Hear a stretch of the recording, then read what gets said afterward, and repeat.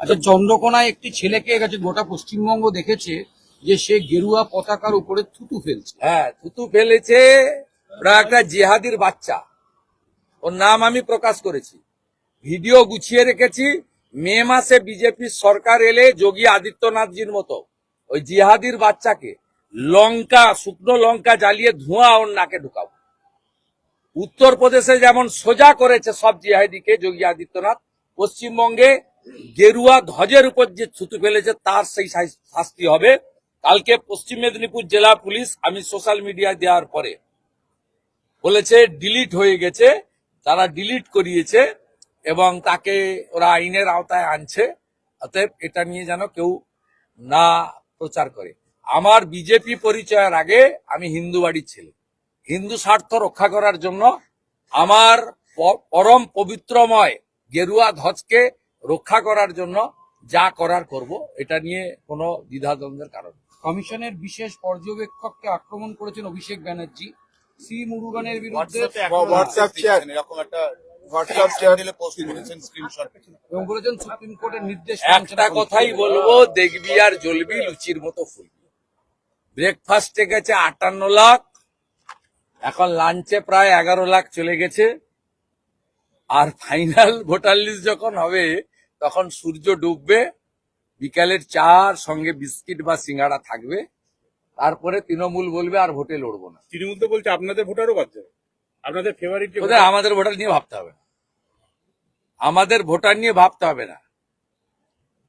ওদের তাহলে অসুবিধা কি? আমাদের ভোটার যদি বাদ যায় ওদের তো খুশি থাকা উচিত, খুশি থাকা উচিত। এত টুইট মুইট, সুপ্রিম কোর্ট, কালো চাদর, অমুক তমুক, ভূত সাজা, এত দরকার নেই। প্রত্যেকদিন চিৎকার চেঁচামেচি করছেন নবান্নতে বসে, এত কিছু করার দরকার নেই। পায়ে কাঁটা ফুটলে যেমন লাফায় ঠিক সেইভাবে লাফাচ্ছেন কেন? চিন্তা করতে হবে না। কমিশন সাসপেন্ড একটাও বাংলাদেশি মুসলমান রোহিঙ্গার নাম ভোটার তালিকায় থাকবে না, এরাই তৃণমূলের ভোট ব্যাংক। হ্যাঁ, থুতু ফেলেছে। ওরা একটা জিহাদির বাচ্চা, ওর নাম আমি প্রকাশ করেছি, ভিডিও গুছিয়ে রেখেছি। মে মাসে বিজেপির সরকার এলে যোগী আদিত্যনাথজির মতো ওই জিহাদির বাচ্চাকে শুকনো লঙ্কা জ্বালিয়ে ধোঁয়া ওর নাকে ঢুকাবো।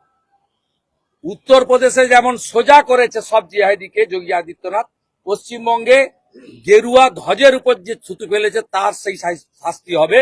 কালকে পশ্চিম মেদিনীপুর জেলা পুলিশ, আমি সোশ্যাল মিডিয়ায় দেওয়ার পরে বলেছে ডিলিট হয়ে গেছে, তারা ডিলিট করিয়েছে এবং তাকে ওরা আইনের আওতায় আনছে।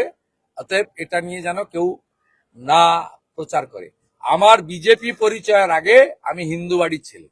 হিন্দু স্বার্থ রক্ষা করার জন্য আমার পরম পবিত্রময় গেরুয়া ধ্বজকে রক্ষা করার জন্য যা করার করব, এটা নিয়ে কোনো দ্বিধাদ্বন্দ্বের কারণ নেই। কমিশনের বিশেষ পর্যবেক্ষককে আক্রমণ করেছেন অভিষেক ব্যানার্জি। সি মুরুগানের বিরুদ্ধে হোয়াটসঅ্যাপ চ্যাট এরকম একটা হোয়াটসঅ্যাপ চ্যানেলে পোস্ট করেছেন স্ক্রিনশট। এবং বলেছেন সুপ্রিম কোর্টের নির্দেশ একটা কথাই বলবো, দেখবি আর জ্বলবি লুচির মতো ফুলবি। ব্রেকফাস্টে গেছে 58 লাখ, এখন লাঞ্চে প্রায় 11 লাখ চলে গেছে। আর ফাইনাল ভোটার লিস্ট যখন হবে তখন সূর্য ডুববে, বিকালের চার সঙ্গে বিস্কিট বা সিঙ্গাড়া থাকবে। তারপরে তৃণমূল বলবে আর ভোটে লড়বো না। তৃণমূল তো বলছে আপনাদের ভোটারও বাদ যাবে, আপনাদের ফেভারিট। ওদের আমাদের ভোটার নিয়ে ভাবতে হবে না, আমাদের ভোটার নিয়ে ভাবতে হবে না।